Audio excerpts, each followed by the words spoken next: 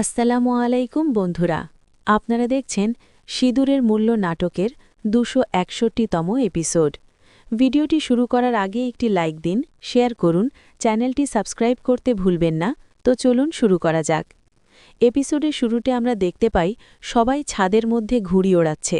ঠিক তখনই মিশ্রির চোখ যায় ঘুড়ির দিকে, আর সে দেখতে পায় সম্পত্তির কাগজ ঘুড়ির সাথে বাঁধা। মিশ্রি মনে মনে বলে, হায়, মাম্মি কামিনী সম্পত্তির কাগজ ঘুড়ির সাথে বেঁধে রেখেছে। তারপর মিশ্রিও ঘুড়ি ওড়াতে থাকে। সবাই মিশ্রিকে উৎসাহ দেয়। মিশ্রি বলে, আমি জিতব। মিশ্রি আর কামিনীর মধ্যে ঘুড়ি ওড়া নিয়ে মনে মনে একটা দ্বন্দ্ব চলতে থাকে। অর্জুনের বাবা মিশ্রিকে বলে, মিশ্রি, তুমি জিতবে। পুরো পরিবার, পুরো টিম তোমার সাথে আছে। কামিনী মিশ্রিকে বলে, তোমার এত সাহস নেই যে তুমি আমার ঘুড়ি বা প্ল্যানকে কাটতে পারো। মিশ্রি বলে, তোমার ঘুড়ি উঁচুতে ওড়া নিয়ে মিশ্রি মাইন্ড করবে না, কিন্তু তোমার বেশি বাড়াবাড়ি ওড়াওড়ি, এটা তো আমি বন্ধ করবই। তারপর মিশ্রি মনে মনে তার মাকে স্মরণ করে, আর কামিনীও তার কালা জাদু কি বলে তার ঘুড়ির সুতোতে ফু দেয়। কিন্তু শেষ পর্যন্ত মিশ্রি কামিনী ঘুড়ি কেটে দেয়। সবাই তো খুশি হয়ে যায়। তারপর ওই ঘুড়িটা নিচে কিসের মধ্যে একটা আটকে যায়। সেটা কামিনী দেখে ফেলে, আর মনে মনে বলে, আমাকে মিশ্রির আজে ওই কাগজ নিয়ে দিতে হবে। মিশ্রিও সেই কাগজটি দেখতে পায়। সে আর কামিনী দৌড়ে যায় সে কাগজটা নেমার জন্য। আগে ওইখানে পৌঁছই কামিনী। তারপর পতাকা যেখানে লটকানো আছে ঠিক সেইখানেই কাগজটা আটকে গেছে। তারপর কামিনী সেইটা ধরে ধাক্কা কাতে থাকে, যাতে কাগজটা নিচে পড়ে যায়। মিশ্রিও সেখানে এসে দেখে কামিনীর হাতে কাগজটা পৌঁছে গেছে। ঠিক তখনই পতাকার ঝান্ডাটা নিচে পড়ে যেতে নিলেই মিশ্রি দৌড়ে এসে সেটা ধরে নেয়।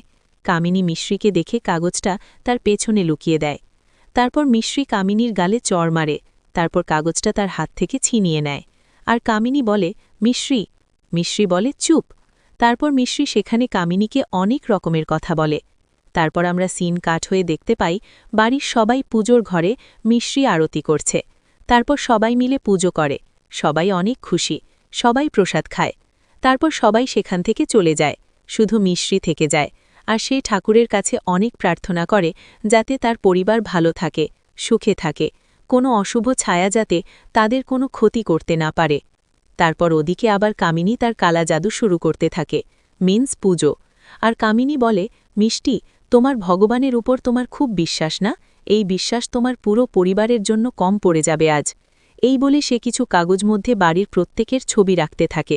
তারপর সে বলে, পুরো পরিবারকে একসাথে আমি শেষ করব। তারপর সে আবার তার কালো জাদু শুরু করে। তারপর সবার ছবির উপরে সে কিছু একটা রাখে। তারপর তার উপরে আগুন জ্বালিয়ে দেয়। তারপর সে হাসতে থাকে।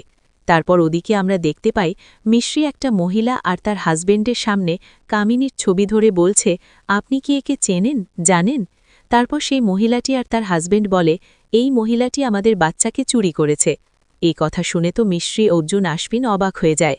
তারপর সেই মহিলাটির হাজবেন্ড আবার বলে, এই মহিলাকে আমি সিসিটিভি ফুটেজে দেখেছি, তখন থেকেই একে পুলিশ খুঁজছে। মহিলাটি বলে, আমার বাচ্চা কেমন আছে? কিন্তু সেই মহিলাটি আর মহিলাটির হাজবেন্ডকে মিশ্রি ফোন করে তাদেরকে ডাকে। মহিলাটি এসে কান্নাকাটি শুরু করে দেয় আর বলে, আমার বাচ্চা কোথায়, কেমন আছে?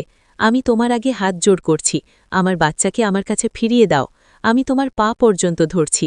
মিশ্রি তাকে বাধা দিয়ে বলে, আরে, আপনি শান্ত হন আগে। তারপর মিশ্রি আশ্বিনকে জিজ্ঞেস করে, আশ্বিন, এনারাই কি? আশ্বিন বলে, হ্যাঁ ভাবি, এরাই ঘণ্টির আসল মা বাবা। তারপর সেখানে কিছু লোক আসে আর গোপালের পুজো করতে থাকে। তারপর মিশ্রি সেখানে গিয়ে গোপালের কাছে প্রার্থনা করতে থাকে যাতে এরা স্বামী স্ত্রী তাদের সন্তানকে ভালোভাবে পেয়ে যায়। তো বন্ধুরা, আজকের পর্বের সমাপ্তি এখানে হয়। ভিডিওটি ভালো লাগলে একটি লাইক দিন, শেয়ার করুন, চ্যানেলটি সাবস্ক্রাইব করতে ভুলবেন না। পরবর্তী পার্ট দেখার জন্য আমাদের সাথেই থাকুন। আল্লাহ হাফেজ।